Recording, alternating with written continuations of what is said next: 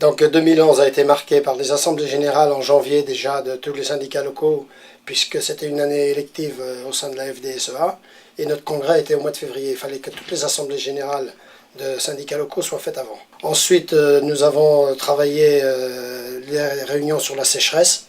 Nous avons obtenu l'exonération de la TFNB suite à ça, et environ 1200 exploitations ont dû être indemnisées par rapport à la sécheresse 2010. Il y a eu la manifestation nationale pour les porcs avec la police des viandes, à laquelle la Vendée a beaucoup participé.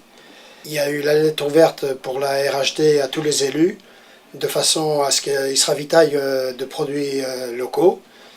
Et nous avons bloqué aussi le Leclerc Luçon pour les prix, et surtout le Leclerc zone sud de La Roche-sur-Yon, ce qui a porté ses fruits aussi. Il y a eu les réunions en contractualisation qui ont commencé, surtout par le lait. Donc ça continue par la viande, mais ça a été plus un travail de longue haleine dans l'année.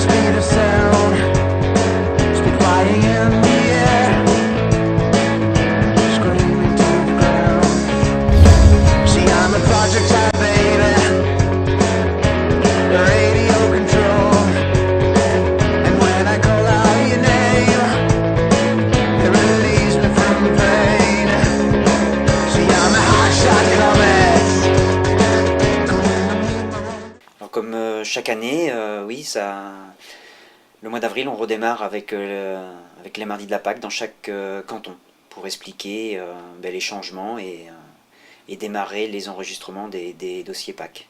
Alors le congrès de Saint-Malo a vu des changements dans son conseil d'administration. Suite au congrès de Saint-Malo, un nouveau bureau a été réélu, Xavier Belin a été confirmé dans ses fonctions. Et un Vendéen a été élu dans la personne de Joël au poste de vice-président, en charge de l'animation des régions et du réseau. On a vu un printemps extrêmement sec et très vite on a vu qu'une sécheresse se mettait en place avec pour la plupart déjà le problème de stock qui commençait à se faire jour. Et rapidement, a été question de mettre en place une opération paille. Aussi, on a mis en place rapidement une réflexion pour engager le dossier calamité. Et suite aussi à cette sécheresse, une prise de conscience des agriculteurs de la problématique de l'eau. Et la première journée de l'eau qui a eu lieu au mois de juin a eu une très forte mobilisation des agriculteurs, où on a vu qu'il y avait une forte demande. Et malheureusement aussi, on a pu se rendre compte qu'il y avait une réelle problématique pour le montage des dossiers. Alors toujours le problème du STOM, où les agriculteurs sont toujours assez remontés contre cette taxe assez injuste et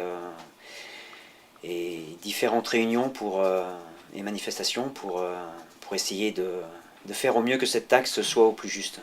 C'est vrai que le printemps, avec la mise en place des cultures de printemps, par rapport à d'habitude, on a vu des dégâts de plus en plus importants, surtout dans le partie sud Vendée avec les dégâts de lièvre, et puis aussi les dégâts de corvidés avec une nouvelle campagne de piégeage avec pour la troisième année